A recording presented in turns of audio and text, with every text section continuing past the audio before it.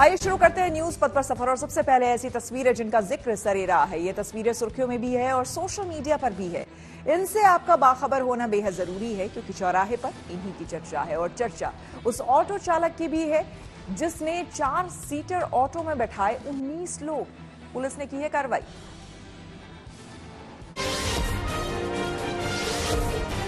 देश विदेश से लोगों में प्रयागराज महाकुंभ जाने की होड़ मची है। इस बीच बिहार से महाकुंभ स्नान को लेकर एक दिलचस्प वीडियो सामने आया है।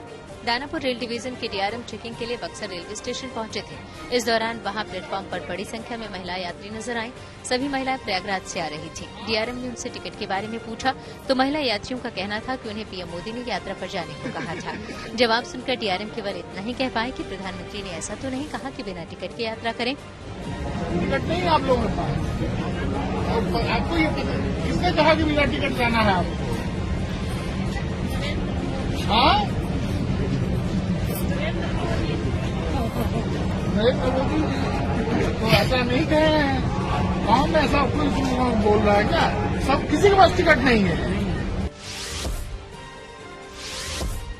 प्रयागराज महाकुंभ में लगा ये शिविर भी चर्चा में है। नमामि गौ मातरम नाम के इस शिविर की तरफ से जो अभियान चलाया जा रहा है उसका नाम है बैल बचाओ अभियान। शिविर संचालक का कहना है कि अब तक हम सिर्फ गायों को बचाने की बात करते रहे लेकिन बैलों पर किसी ने ध्यान नहीं दिया।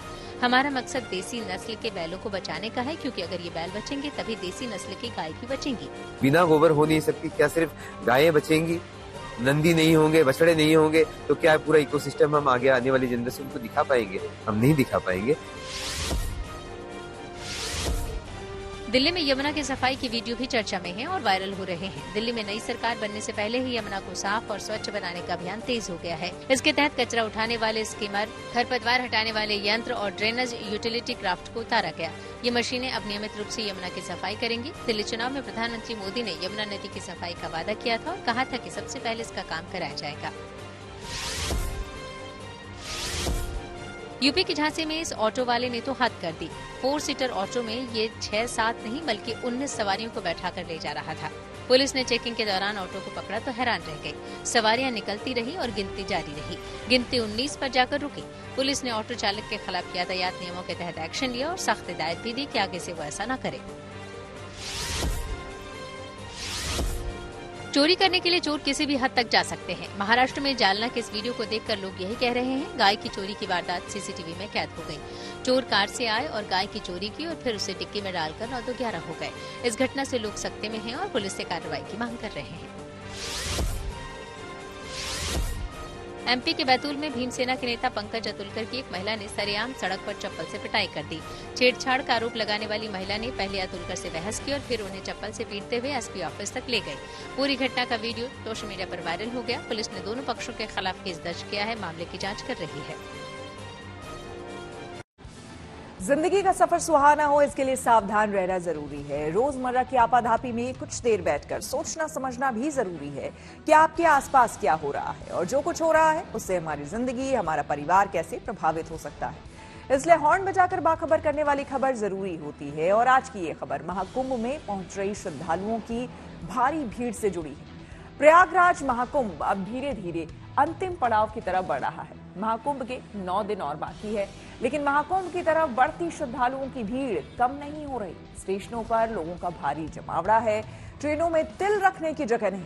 खास करके बिहार से आने वाली ट्रेनों का बुरा हाल है। दिल्ली में भगदड़ के बाद रेलवे स्टेशनों पर ऐसी भीड़ देखकर डर भी लगता है। ऐसे में जरूरी है कि रेलवे प्रशासन की अपील और ट्रेनों की आवाजाही को लेकर हो रहे अनाउंसमेंट्स को लेकर सतर्क हो जाएं और दूसरों को भी सावधान करने के लिए हॉर्न बजाएं।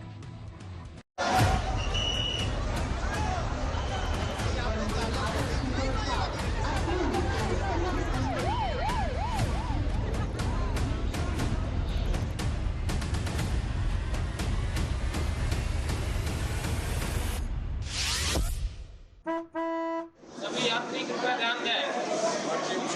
आरपीएफ आपकी सेवा में तत्पर हाजिर है। किसी भी यात्री को कोई परेशानी होती है तुरंत आरपीएफ से संपर्क करें और 139 को कॉल करें। नई दिल्ली रेलवे स्टेशन पर शनिवार को हुए हादसे के बाद अब रेल यात्रियों की सुरक्षा को लेकर रेलवे प्रशासन ज्यादा सतर्क हो गया है। प्लेटफॉर्म पर पुलिस की तैनाती के साथ ही जांच और सुरक्षा के दूसरे प्रबंध कड़े कर दिए गए हैं ताकि अब भगदड़ जैसे हालात न बन पाए।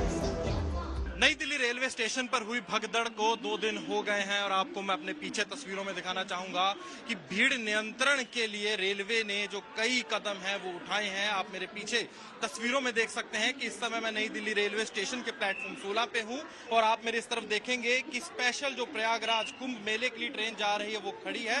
और वहीं मैं आपको दूसरी तरफ ये भी दिखाना चाहूंगा तस्वीरों में कि आप देख सकते हैं कि रेलवे पुलिस के साथ साथ पैरामिलिट्री हो, रैपिड एक्शन फोर्स हो, सीआरपी के जो जवान है वो भी यहाँ पर तैनात कर दिए गए हैं ताकि अगर रेलवे स्टेशन पर भारी भीड़ उमड़ती है तो उसको काबू किया जा सके। वहीं मैं आपको दिखाना चाहूंगा तस्वीरों में कि कैसे रस्सी यहाँ पर बांध दी गई है कि अगर भीड़ आती है तो भीड़ नियंत्रण के लिए रस्सी के जरिए लोगों को रोका जा सके, जो भीड़ है उसको काबू किया जा सके। पर वहीं मैं आपको तस्वीरों में ये भी दिखाना चाहूंगा उस तरफ की आप देख सकते हैं कि डिवाइड कर एक वेटिंग एरिया तैयार किया गया है सवारियों के लिए, लोगों के लिए, ताकि वो वहां वेट कर सके अपनी ट्रेन की और तब वो प्लेटफॉर्म पर एंटर कर सके।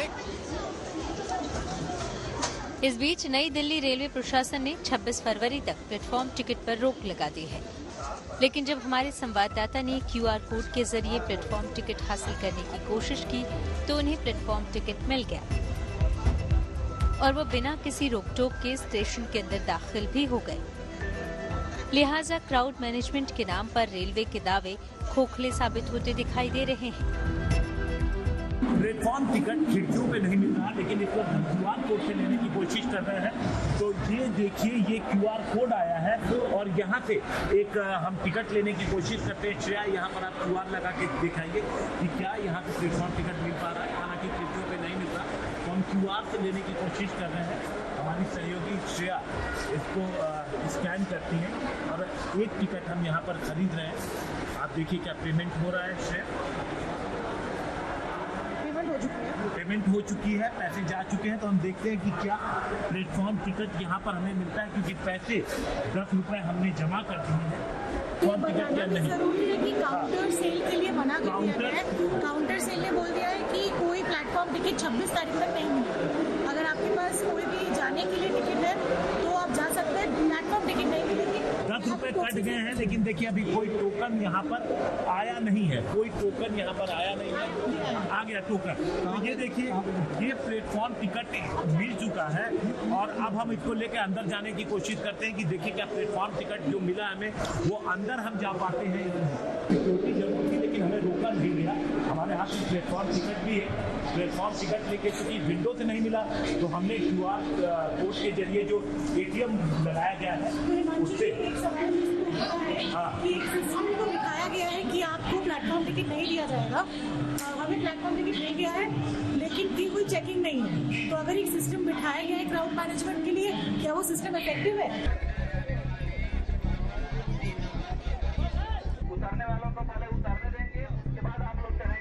सुरक्षा की ये व्यवस्था न सिर्फ नई दिल्ली रेलवे स्टेशन पर की जा रही है, बल्कि देश के दूसरे रेलवे स्टेशनों पर भी एहतियात बरती जा रही है। महाकुंभ को लेकर देश भर के रेलवे स्टेशनों पर अब भी भीड़ का उमड़ना जारी है। इसके मद्देनजर सुरक्षा पर विशेष ध्यान दिया जा रहा है ताकि अब किसी तरह की दुर्भाग्यपूर्ण घटना न हो सके। प्रयागराज और अयोध्या जाने वाली ट्रेनों में अच्छी खासी भीड़ देखी जा रही है। लोग वॉशरूम के साथ साथ बोगी बदलने वाले कनेक्टिंग गेट तक बैठे हुए हैं। लखनऊ के चारबाग रेलवे स्टेशन पर हमारे संवाददाता समर श्रीवास्तव पहुंचे और ट्रेन में घुसकर हालात दिखाए। हमारी मौजूदगी इस वक्त चारबाग के रेलवे स्टेशन पे है और जितनी भी ट्रेनें महाकुंभ के लिए जा रही हैं या महाकुंभ से आ रही हैं उसमें खचाखच भीड़ है। क्या हालात ट्रेनों के हैं उसका जायजा लेने हम खुद ग्राउंड जीरो पर हैं और आपको लेकर चलेंगे इस एक ट्रेन में। आप अगर देखें यहाँ पर तो किस तरीके की भीड़ आपको शुरुआत से मिलती है, यानी कि मैं अगर इसमें अंदर दाखिल होने की कोशिश करूंगा तो मेरे लिए बड़ा मुश्किल हो रहा है। थोड़ा मुझे जगह दीजिए जिससे मैं अंदर दाखिल हो पाऊँ। तो देखिए यहाँ पर आप आते हैं, सबसे पहले मैं थोड़ा सा अंदर जाऊँगा। यहाँ वॉशरूम की तस्वीर दिखाई है, ये वॉशरूम है, किनारे हुई ज़रा, ये वॉशरूम है और बाकायदा जो वॉशरूम है इसके बाहर तक यहाँ पर लोग बैठे हुए हैं। कैमरा इधर ले जाइए एक बार और अब लोगों को दिखाइए। यहाँ पर अगर आप आते हैं, ये वो सेक्शन है, यानी कि सपोज जब TT आते हैं या पुलिस वाले आते हैं GRP के, वो इधर से ही मूव करते हैं दूसरे डिब्बे में। कैसे मूव करेंगे ये समस्या है। यहाँ दिखाइए, ये देखिए, ये वो सेक्शन है जहां से आप दूसरे डिब्बे में मूव करते हैं, लेकिन उस डिब्बे में आप कैसे मूव करेंगे क्योंकि पैसेंजर्स यहाँ पर बैठे हुए हैं। हालात इस तरीके के हैं, इतनी भीड़ भाड़ है कि जिनको टिकट मिला है या नहीं मिला है वो सभी यहाँ पर भारी संख्या में आ गए हैं। अब तस्वीर अंदर की दिखाता हूँ मैं आपको, जहां पर बैठने की व्यवस्था की गई है वहां पर आप देखेंगे कि इस तरीके से खचाखच भीड़ है, लोग खड़े हुए हैं, बैठने का स्थान नहीं मिल, जगह नहीं मिली, सीट नहीं मिल रही आपको। हाँ, सीट नहीं है, खड़े खड़े पूरा सपोर्ट करेंगी, कहाँ जाएंगे, बैठे जब ना आए। हाँ, सामान पे बैठेंगी। देखिए ये किस तरीके की तस्वीर आपको हम दिखा रहे हैं। आइए हमारे साथ पीछे। आपको भी सीट नहीं मिली? नहीं मिल रहा। तो आज खड़े खड़े पूरा सफर होगा? तो कहाँ जा लगे ताड़ा जा, ठीक है, ताड़ा मार लगे मेरे तरफ। तो देखिए ये कितने लोग यहाँ पर आपको दिखाऊं मैं जो पूरा सफर खड़े होकर कर रहे हैं। बिहार से आने वाली ट्रेनों का भी बुरा हाल है। दरभंगा, समस्तीपुर, किऊल, दानापुर और पटना रेलवे स्टेशन पर भारी भीड़ की तस्वीर आ रही है। पटना जंक्शन पर बाकायदा स्पीकर पर अनाउंसमेंट के जरिए यात्रियों से अपील की जा रही है। जिन यात्रियों को ब्रह्मपुत्र मेल से यात्रा करनी है, पहले यात्री को उतरने देंगे, फिर आप लोग चढ़ेंगे।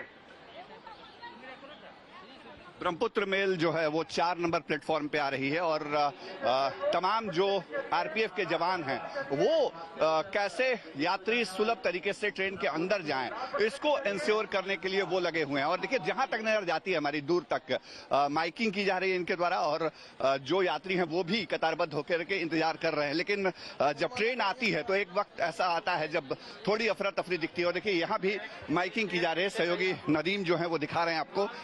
पीछे रहिए, ब्रह्मपुत्र मेल 4 नंबर पर आएगी, लाल पट्टी से पीछे रहिए, कोई भी भाग दौड़ नहीं करेंगे, कोई किसी को धक्का नहीं देंगे, पहले उतरने वाले पैसेंजर को उतरने देंगे, उसके बाद आप लोग आराम से। तरफ की आपको तस्वीर दिखाते, देखिए तमाम जहां तक नजर जाती है वहां तक आपको यात्रियों की भीड़ दिखेगी। कहाँ जा रहे हैं आप लोग? प्रयागराज जा रहे हैं। भीड़ बहुत ज्यादा है, लेकिन माता जी किसको लेके जा रहे हैं? माता जी को लेके जा रहे हैं। जानकारी के मुताबिक सिर्फ रविवार को ही 1,49,00,000 श्रद्धालुओं ने महाकुंभ में आस्था की डुबकी लगाई, फिर भी भीड़ कम नहीं हो रही है। महाकुंभ के कुछ ही दिन बाकी हैं और आखिरी अमृत स्नान अब 26 फरवरी को महाशिवरात्रि के दिन है। उससे पहले श्रद्धालु पवित्र डुबकी का मौका नहीं चूकना चाहते। ज्यादातर श्रद्धालु आखिरी अमृत स्नान से पहले पावन डुबकी लगाकर पुण्य कमाना चाहते हैं। लिहाजा देश के तमाम हिस्सों से बड़ी संख्या में लोग महाकुंभ पहुंच रहे हैं। आज सोमवार को भी भीड़ कम नहीं हुई। सुबह से लगातार लोग परिजनों के साथ प्रयागराज पहुंचकर डुबकी लगा रहे हैं। बढ़ती भीड़ को देखते हुए प्रयागराज में कक्षा 8 तक के स्कूलों में 20 फरवरी तक छुट्टी कर दी गई है। प्रयागराज के संगम रेलवे स्टेशन को फिर से 26 फरवरी तक बंद कर दिया गया है। प्रयागराज पुलिस ने रेलवे स्टेशन के बाहर होल्डिंग एरिया बनाए हैं ताकि बहुत ज्यादा भीड़ होने पर लोगों को होल्डिंग एरिया में ही रोका जाए। भीड़ को कंट्रोल करने के लिए ही 117 स्पेशल ट्रेनें प्रयागराज के लिए चलाई जा रही हैं। मंगलवार तक मेला क्षेत्र को नो व्हीकल जोन घोषित कर दिया गया है। उधर महाकुंभ में विशेष तौर पर भेजे गए पुलिस अफसरों की तैनाती 27 फरवरी तक बढ़ा दी गई है। अभी तक से तो भीड़ लगातार बढ़ रही है, इसलिए किसी भविष्यवाणी करने के पोजीशन में हम नहीं है, लेकिन हमारी तैयारी है कि हम जितनी भी भीड़ आएगी वो सभी श्रद्धालुओं को जो है हम सुगमता से दर्शन करा लें, स्नान करा लें और वो अपने घर अपने गंतव्य पे वापस जाएं। ऐसी हमारी प्रार्थना भी है और साथ में हमारी तैयारियां भी है और सारे उत्तर प्रदेश पुलिस के पुलिस बल और सीपीएमएफ और पीएसी सभी लोग जो है मेहनत कर रहे हैं कि बड़ी सुगमता से यात्रा पूरी हो जाए।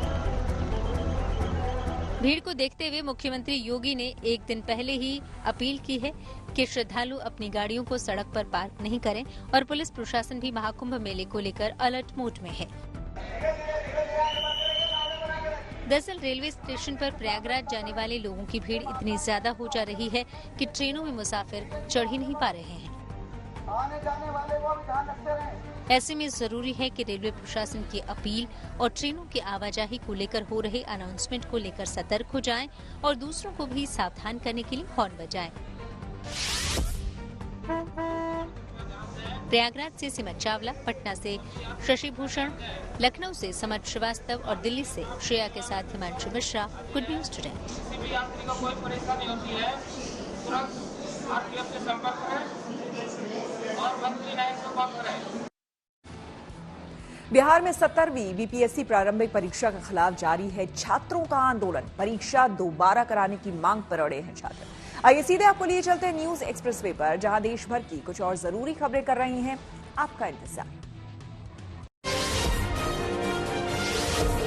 प्रयागराज महाकुंभ में आज 36वें दिन भी संगम में पवित्र स्नान के लिए बड़ी संख्या में श्रद्धालु उमड़े। आज करीब 1 करोड़ श्रद्धालुओं ने संगम में डुबकी लगाई। रविवार को 1 करोड़ 49 लाख लोगों ने महाकुंभ में आस्था की डुबकी लगाई थी। अब तक 54 करोड़ लोग आस्था के इस महाकुंभ में डुबकी लगा चुके हैं। प्रयागराज में श्रद्धालुओं की भारी भीड़ को देखते हुए 20 फरवरी तक 8वीं कक्षा तक के स्कूल बंद रहेंगे। भगवान राम की नगरी अयोध्या में श्रद्धालुओं की संख्या बढ़ने के साथ दान में भी इजाफा होता जा रहा है। रोजाना 25 से 30 लाख रुपए दान में आ रहे हैं, जो एक नया रिकॉर्ड है। मंदिर ट्रस्ट कार्यालय के अनुसार ट्रस्ट के 10 दान काउंटर पर रोजाना 10 लाख रुपए से ज्यादा का चढ़ावा आ रहा है। अनुमान के मुताबिक महाकुंभ के 1 महीने में करोड़ों का दान जमा हुआ है, जिसमें रामलला के सामने रखे 6 दान पात्रों में दी गई धनराशि भी शामिल है। उत्तराखंड में बद्रीनाथ धाम का शानदार नजारा सामने आया। रास्तों पर बर्फ बिछी है। हालांकि मार्ग पूरी तरह खुला हुआ है, लेकिन बद्रीनाथ में ठंड अभी जारी है। 4 मई को बद्रीनाथ धाम के कपाट खुलेंगे। यहां आने वाले भक्तों की बड़ी संख्या को देखते हुए तैयारियां जल्द शुरू होंगी। और आज प्रशासनिक अधिकारियों का दौरा होना था, लेकिन मौसम की खराबी को देखते हुए अब फरवरी अंत तक अधिकारी बद्रीनाथ का दौरा करेंगे और मार्च से बद्रीनाथ में फिर से मास्टर प्लान के कार्य शुरू हो जाएंगे। दिसंबर में बर्फबारी के बाद बद्रीनाथ धाम में मास्टर प्लान के कार्य बंद हो गए थे। बिहार में 17वीं बीपीएससी प्रारंभिक परीक्षा के खिलाफ छात्रों का आंदोलन जारी है। परीक्षा दोबारा कराने की मांग को लेकर आज पटना में छात्रों ने प्रदर्शन किया, जिसमें खान सर भी शामिल हुए। छात्रों ने परीक्षा में धांधली का आरोप लगाया है और इसे रद्द करने की मांग की। इन दिनों साइबर क्रिमिनल्स लोगों को ठगने के लिए हर दिन नई तरकीब अपना रहे हैं। मिस्ड कॉल स्कैम के बाद अब कॉल मर्जिंग स्कैम सामने आया है। यूपीआई ने भी लोगों को इस स्कैम के बारे में बताया है और आगाह किया है। कॉल मर्जिंग स्कैम के तहत स्कैमर्स कॉल मर्ज कर ओटीपी हासिल कर लेते हैं। ऐसे में बैंक अकाउंट से अनऑथराइज्ड ट्रांजैक्शंस के चांसेस बढ़ जाते हैं। और खबरों के एक्सप्रेसवे से आगे रुक करते हैं सियासी ढाबे का, जहां आज की सबसे दिलचस्प खबर मौजूद है। 20 फरवरी को ऐतिहासिक रामलीला मैदान में दिल्ली के मुख्यमंत्री का शपथ ग्रहण समारोह होगा। हालांकि बीजेपी अभी ये तय नहीं कर पाई है कि दिल्ली का मुख्यमंत्री कौन होगा, यानी इस पर अभी भी सस्पेंस बना हुआ है। हालांकि सूत्रों के मुताबिक करीब 8 नामों पर मुख्यमंत्री के लिए मंथन चल रहा है, जिसमें कुछ महिला विधायकों के भी नाम हैं। वहीं मुख्यमंत्री के नाम के ऐलान में हो रही देरी पर आम आदमी पार्टी बीजेपी पर तंज कस रही है कि बीजेपी के पास एक भी विधायक ऐसा नहीं है जिसे वो मुख्यमंत्री बना सके।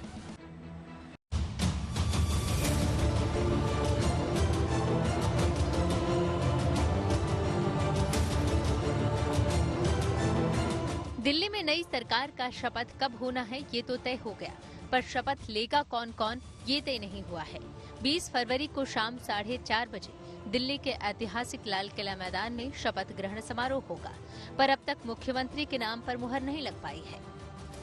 दिल्ली के अगले मुख्यमंत्री की शपथ ग्रहण समारोह दिल्ली के ऐतिहासिक रामलीला मैदान में होगा। सूत्रों की माने तो 20 तारीख को शपथ ग्रहण समारोह जो है वो हो सकता है और उसको लेकर के तैयारियां दिल्ली के रामलीला मैदान में अभी से शुरू हो चुकी हैं। आप तस्वीरों में देख सकते हैं कि बाकायदा रामलीला मैदान के आसपास के तमाम हिस्सों को व्हाइट वॉश किया जा रहा है। उसके साथ साथ सोफे जो है वो लगाए गए हैं, कारपेट जो है वो बिछाए जा रहे हैं, इसके अलावा कुर्सियां लाई जा रही हैं। और सूत्रों की मगर माने तो रामलीला मैदान में लगभग 1 लाख लोगों को जोड़ने की कवायद जो है वो यहाँ पर की जाएगी। इसके अलावा अगर बात की जाए तो एमसीडी और दिल्ली सरकार की मल्टीपल एजेंसियां जो है वो इस वक्त रामलीला मैदान के अंदर तैयारियां जो है वो कर रही हैं। आप तस्वीरों में देख सकते हैं कि यहाँ पर कारपेट जो है वो बड़ी संख्या में लाए गए हैं। इस हिस्से के अंदर कारपेट जो है वो बिछाए जाएंगे। उसके बाद पूरे हिस्से को कवर किया जाएगा। एनडीए के तमाम घटक दल और आसपास के तमाम राज्यों के अलग अलग राज्यों के जहां बीजेपी की सरकार है वहां के मुख्यमंत्री भी इस शपथ ग्रहण समारोह में शामिल हो सकते हैं। शपथ ग्रहण में मेहमानों की लिस्ट भी फाइनल हो चुकी है। खबर के मुताबिक शपथ ग्रहण में प्रधानमंत्री नरेंद्र मोदी, गृहमंत्री अमित शाह, मुख्यमंत्री योगी आदित्यनाथ सहित 50 से ज्यादा हाई सिक्योरिटी वाले नेता रामलीला मैदान पहुंचेंगे। वहीं 20 राज्यों के मुख्यमंत्री भी शपथ ग्रहण समारोह में शिरकत करेंगे। इसके अलावा सभी केंद्रीय मंत्रियों, एनडीए नेताओं को भी बुलाया गया है। शपथ ग्रहण समारोह से पहले गीत संगीत का रंगारंग कार्यक्रम होगा।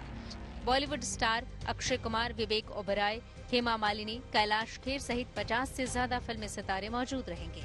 इनके अलावा मुकेश अंबानी, गौतम अडानी सहित 1 दर्जन उद्योगपति भी मौजूद रहेंगे। बाबा रामदेव, स्वामी चिदानंद, धीरेन्द्र शास्त्री को भी शपथ ग्रहण समारोह में बुलाया गया है। संयोग देखिए, ये वही रामलीला मैदान है जहां कभी केजरीवाल ने भ्रष्टाचार के खिलाफ अन्ना हजारे के चेहरे पर देशव्यापी आंदोलन शुरू किया था और बाद में जनता की मांग बताकर आम आदमी पार्टी का ऐलान किया था। फिलहाल शपथ ग्रहण की तैयारियों के बीच अब बीजेपी की विधायक दल की बैठक का इंतजार है, जिसमें दिल्ली के नए मुख्यमंत्री के नाम पर मुहर लगेगी।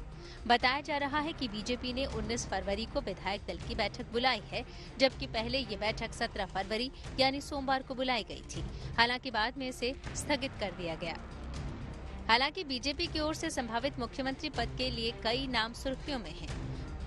परवेश वर्मा, सतीश उपाध्याय, विजेंद्र गुप्ता, मोहन सिंह बिष्ट, आशीष सूद के अलावा महिला विधायकों में रेखा गुप्ता, शिखा राय और नीलम पहलवान जैसी नेताओं के नामों की चर्चा हो रही है।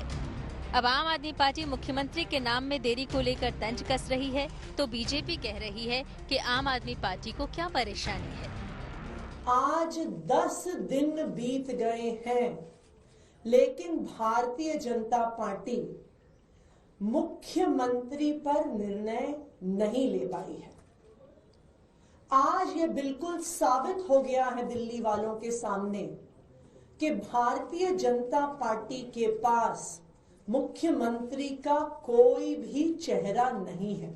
ऐसी उनको क्या हड़बड़ी मच रही है, उनको क्या जल्दबाजी है? अब तक 10 साल जो आपने इतने वादे किए थे उसमें तो आपने कोई जल्दबाजी दिखाई नहीं। लोगों को रिलीफ देने के लिए, लोगों को राहत देने के लिए, साफ पानी देने के लिए, यमुना की सफाई के लिए आपने कुछ तो किया नहीं। अब आपको बहुत ही हबड़-दबड़ है, बहुत जल्दी है। क्यों? मुख्यमंत्री के नाम के ऐलान में भले ही देरी हो रही है, लेकिन सरकार गठन से पहले ही दिल्ली मैनिफेस्टो पर एक्शन शुरू हो चुका है। दिल्ली के उपराज्यपाल वीके सक्सेना ने यमुना सफाई अभियान के लिए अधिकारियों के साथ बैठक की, जिसके बाद गाद हटाने और खरपतवार की कटाई के लिए आधुनिक मशीनें काम पर लगा दी गई हैं। कितना कचरा यहाँ पे उठाना बाकी है, ये सब गाद यहाँ से हटनी जरूरी है, तभी स्मेल जाएगी। तो ये जो अभी जितने सॉलिड वेस्ट हैं, अब उस कॉर्नर पे अगर आप देखें तो लोगों ने अपने बिल्डिंग कंस्ट्रक्शन के मटेरियल चुपके से रात को आके यमुना के अंदर डंप कर जाते हैं। तो इन सब को उठाना है, रोकने का भी प्रयास करना है, जनता को भी जागरूक करना है। लेकिन ये एक छोटा पहलू है यमुना साफ करने का। सबसे बड़ा पहलू ये है कि यमुना के अंदर कोई सीवेज बिना ट्रीटमेंट के नहीं आना चाहिए। यमुना की सफाई के लिए बड़े स्तर पर रणनीति बनाई जा रही है। बीजेपी नेता भी यमुना की सफाई को लेकर मिशन मोड पर जुट गए हैं, लेकिन आम आदमी पार्टी एलजी पर डर्टी पॉलिटिक्स का आरोप लगा रही है। देखिए, दिल्ली में इस टाइम ना कोई सीएम है, ना कोई कैबिनेट है, पर दिल्ली के एलजी अगर अभी ये काम कर पा रहे हैं तो निश्चित तौर से ये क्लियर हो गया कि ये गंदी राजनीति कर रहे थे और पहले काम जानबूझ के नहीं कर रहे थे या फिर हमें जानबूझ के रोक रहे थे। ये एलजी साहब अब सिर्फ इस रेस से बाहर ना रह जाएं, सीएम रेस से बाहर ना रह जाएं, क्योंकि गुटबाजी चल रही है, अपने नंबर बनाने के लिए ये ऑप्टिक्स कर रहे हैं। ये 8000 से ज्यादा करोड़ रुपया देश के प्रधानमंत्री नरेंद्र मोदी जी ने दिल्ली की भ्रष्ट केजरीवाल सरकार को दिया था। सारा पैसा पी गए और यमुना के साथ जाते जाते यमुना को कितना बदनाम कर गए। जिस दिन उन्होंने ये कहा था कि यमुना में बीजेपी ने या हरियाणा सरकार ने जहर मिला दिया है, उन्होंने अपने ताबूत में आखिरी कील ठोक ली थी। वहीं अब यमुना के घाटों पर शाम को नियमित रूप से आरती होने वाली है, जिसमें बड़ी संख्या में लोग जुटने लगे हैं। हालांकि यमुना पर सियासत होना नई बात नहीं है, लेकिन अब बीजेपी के सामने दिल्ली वालों को पीने के लिए साफ पानी मुहैया कराना और यमुना की सफाई सबसे बड़ी चुनौती होगी। Bureau report, good news today. और न्यूज पथ पर आ गए हैं धन बाजार, जहां शेयर बाजार से लेकर कारोबार तक की सभी अहम खबरें होती हैं, जिसका सीधा रिश्ता आपकी आमदनी आपकी जेब से होता है। तो तेज रफ्तार खबरों के बीच ये जरूरी खबरें छूट ना जाए, इसलिए सीधे आपको लिए चलते हैं धन बाजार। हफ्ते के पहले कारोबारी दिन शेयर बाजार में बढ़त देखने को मिली। सेंसेक्स 58 अंकों पर 75,997 पर बंद हुआ। वहीं निफ्टी भी 30 अंकों पर चढ़ा। ये बढ़कर 22,959 पर पहुंच गया। बैंक, मेटल और हेल्थ केयर सेक्टरों के शेयर हरे निशान पर, तो वहीं आईटी, ऑटो और टेक सेक्टर के शेयर लाल निशान पर बंद हुए। सोने चांदी की कीमतों में गिरावट आई। सोमवार को सोना 1,200 रुपए फिसला। इसके साथ ही दिल्ली सर्राफा बाजार में 10 ग्राम सोने की कीमत घटकर 88,200 रुपए पर आ गई। वहीं चांदी भी 1,800 रुपए लुढ़की। अब दिल्ली में 1 किलो चांदी की कीमत गिरकर 98,200 रुपए पर पहुंच गई। सोमवार को डॉलर के मुकाबले रुपया फिसल गया। इसमें 16 पैसे की गिरावट आई। इस तरह 1 डॉलर के मुकाबले रुपए की कीमत 86 रुपए 87 पैसे हो गई। लग्जरी कार बनाने वाली जर्मन कंपनी ऑडी ने भारतीय बाजार में अपनी नई car Audi RS Q8 performance को लॉन्च कर दिया। कंपनी ने इसे दमदार इंजन और बेहतरीन फीचर्स के साथ बाजार में उतारा है। मशहूर जेवलिन खिलाड़ी नीरज चोपड़ा ने कार्यक्रम के दौरान इसे लॉन्च किया। ऑडी RS Q8 परफॉर्मेंस की कीमत करीब 2.5 करोड़ रुपए है।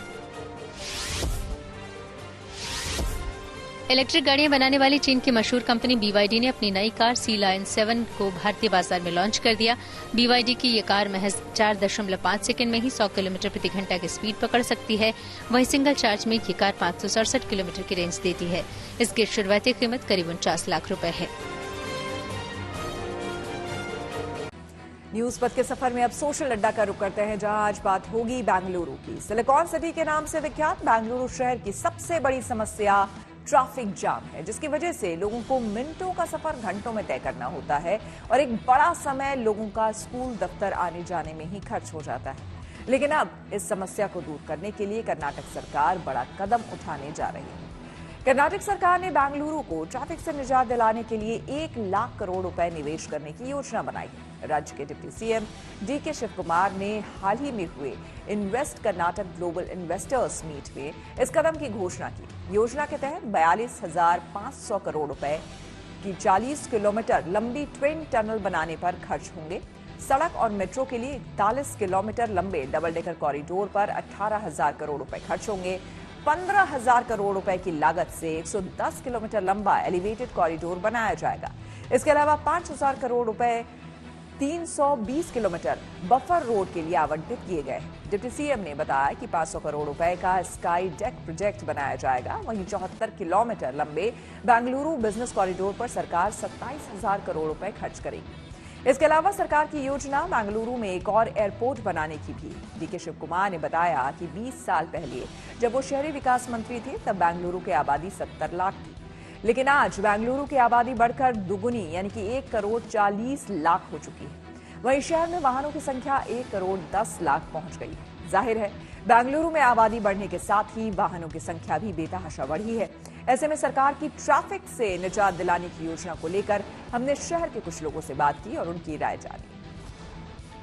अगर ये प्रोजेक्ट सक्सेसफुल होता है एंड वी गेट फ्लाईओवर्स और any better roads, then we can save our time to move towards office, क्योंकि मुझे ऑफिस जाने में 3 घंटा लग जाता है। आई वांट टू ट्रैवल और दिन का 3 to 6 आवर्स मेरा ट्रैवल नहीं जाता है, तो अपने लिए कुछ टाइम बचता नहीं है।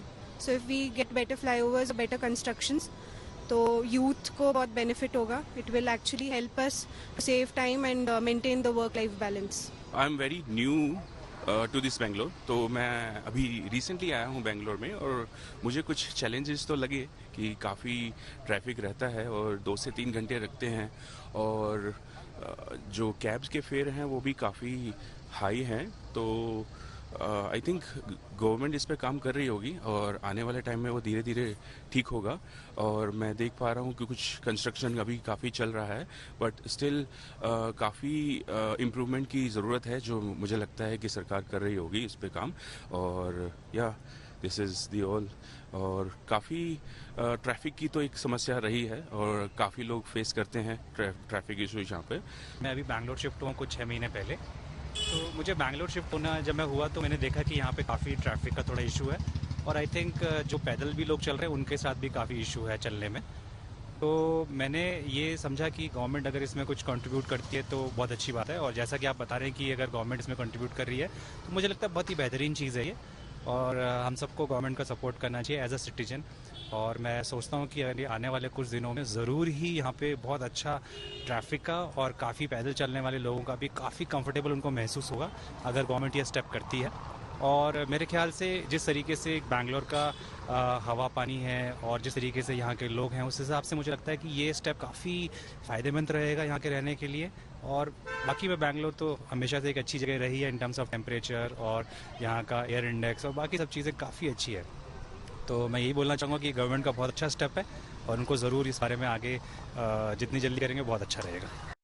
और आइए अब रुक करते हैं प्रगति मार्ग का, जहां ऐसी खबरें हैं जो कि देश की तरक्की, प्रगति और लोगों की काबिलियत दिखाती है। यहां आपको दिखाएंगे कुछ युवकों का ऐसा नायाब जुगाड़ जिससे भीड़ भाड़ का सामना किए बगैर और ज्यादा पैसे खर्च किए बिना ही ये संगम में डुबकी लगाने महाकुंभ पहुंच गए। दरअसल बिहार के बक्सर में कुछ युवकों ने महाकुंभ जाने के लिए सड़क या आकाश नहीं बल्कि पानी का रास्ता चुना। ये लोग नाव पर बैठे और नदी के रास्ते सीधे संगम जा पहुंचे। इन लोगों ने करीब 550 किलोमीटर की दूरी नाव से तय की।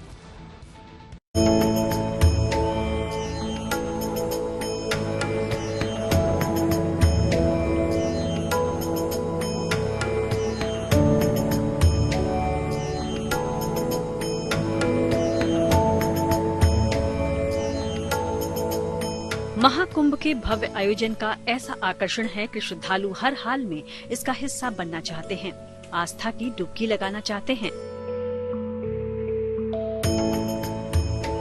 ट्रेन, बस, कार से लेकर जिसे जैसे संभव हो पा रहा है वो प्रयागराज का रुख कर रहा है। ट्रेन की टिकट या ट्रेन की भीड़ भाड़ से लेकर सड़क पर भीषण ट्रैफिक को लेकर भी लोगों के सामने असमंजस की स्थिति आ जा रही है कि आखिर वो महाकुंभ में जाएं तो जाएं कैसे। हालांकि कुछ लोग ऐसे भी होते हैं जो कोई न कोई रास्ता निकाल ही लेते हैं। ये तस्वीरें जरा देखिए जिसमें आपको कुछ युवा बोट पर सवार नजर आ रहे हैं। इन्हें जब ट्रेन या सड़क मार्ग से प्रयागराज जाने में परेशानी आई तो इन्होंने नाव का सहारा ले लिया। बोट पर गैस सिलेंडर, चूल्हा समेत खाने पीने से लेकर आराम की व्यवस्था की और बिहार के बक्सर से निकल पड़े प्रयागराज के सफर पर। एक बाइक दिमाग में चला कि नाव से ही चलते, हम लोग कुछ अलग करते हैं, नाव से चलकर फिर हम लोग चल दिए। पेट्रोल का खर्च था और ये जो खाने का सामान है वही खर्च हुआ और 20,000 किलोमीटर में खर्च आया, सभी सारे लोग मिलकर। नाव कौन कौन चलाता था? नाव सभी लोग चलाते थे, एक अशोक यादव छोड़ के सब नाव चलाता था। अशोक यादव छोड़ के आप नाव चलाते थे? नहीं, हम नाव नहीं चलाते हैं। आपका काम क्या था? हम यहीं पर आराम से साथ में गए थे, हमको लिया गए थे। आप लगातार नाव चला रहे हैं, उस समय क्या कर रहे थे? चलाते थे, बेर बाग की रात में कि दिन में हम चलाते थे। कुल 7 लोगों में से 2 आराम से नाव चलाते हुए और बाकी आराम फरमाते हुए इसी नाव में खाना पीना बनाते और खाते और इसी तरह इन लोगों ने सफर तय किया और पहुंच गए महाकुंभ। वहां आस्था की डुबकी लगाई और फिर लौट आए। हमारा नाव है जो इसी नाव से हम लोग यात्रा किए हैं प्रयागराज का, और रास्ते में हम लोग आपस में 7-8 थे, तो 2 रात में चला रहे थे, 2-4 दिन में कोई खाना बना रहा था। मतलब आपस में रातों दिन नाव चलाते हुए हम लोग गए और संगम स्नान किए और उधर से भी सुरक्षित और बढ़िया से हम लोग वापस आ गए हैं अपने गांव पर। करीब 550 किलोमीटर का बक्सर से प्रयागराज का 84 घंटे का ये सफर इनके लिए बेहद रोमांच से भरा रहा। लेकिन दूसरे शब्दों में ये भी कहा जा सकता है कि किसी भी तरह के खतरे पर आस्था भारी पड़ी, क्योंकि इस यात्रा के दौरान किसी तरह की गड़बड़ी की गुंजाइश तो बनी ही रहती है। हालांकि आखिरकार ये कहा जा सकता है कि अंत भला तो सब भला। Bureau report, good news today. इसी के साथ न्यूज पक में मेरे यानी कि श्वेता झा के साथ फिलहाल इतना ही। देश दुनिया की तमाम पॉजिटिव खबरों के लिए आप देखते रहिए गुड न्यूज टुडे।